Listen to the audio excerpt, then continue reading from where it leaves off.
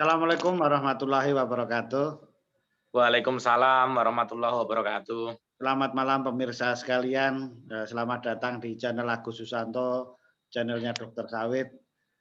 Kita berharap bisa membagikan informasi dan inspirasi bagi kita semua petani di Indonesia.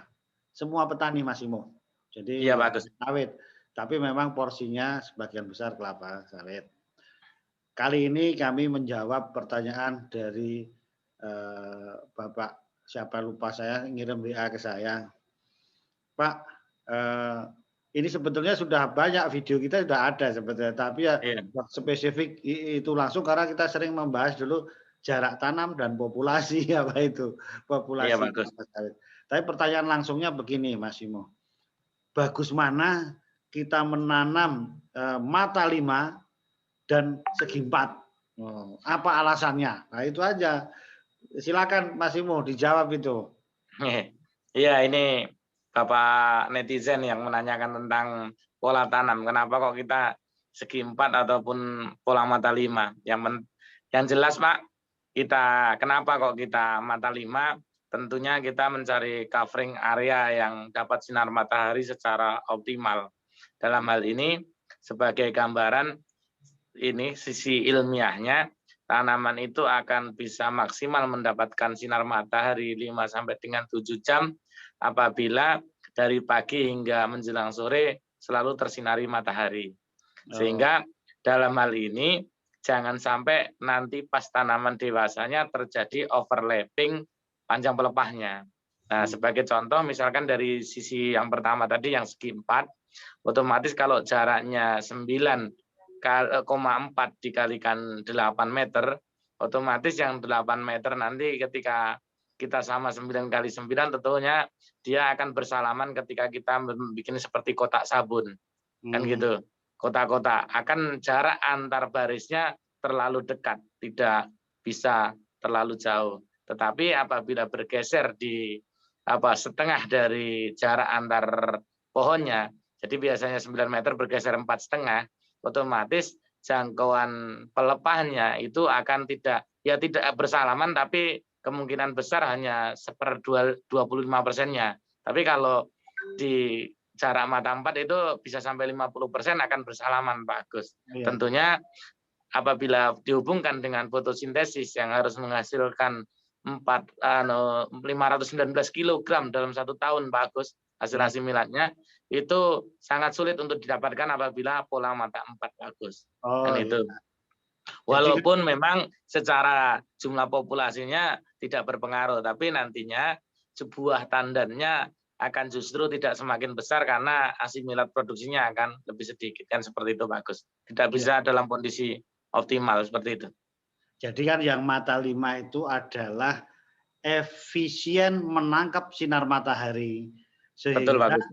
Nanti untuk produksi asimilat tadi akan efisien, tidak ada yang lepas sinar matahari untuk menghasilkan yang besar. Ya. Kalau segi 4 itu akan banyak yang mataharinya lolos.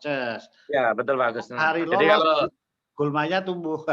Ya, betul, Pak. Kalau digambarkan itu justru nanti ada space di tengah di antara segi 4-nya. Kalau disilangkan pas di titik tengah itu terjadi space yang kosong, dan tentunya dari pengendalian gulma kita akan lebih banyak mengendalikan gulma di TM-TM awal. Selain itu juga tidak maksimal dalam efisiensi dalam sinar matahari. Iya, tapi saya diayali juga itu, Mas.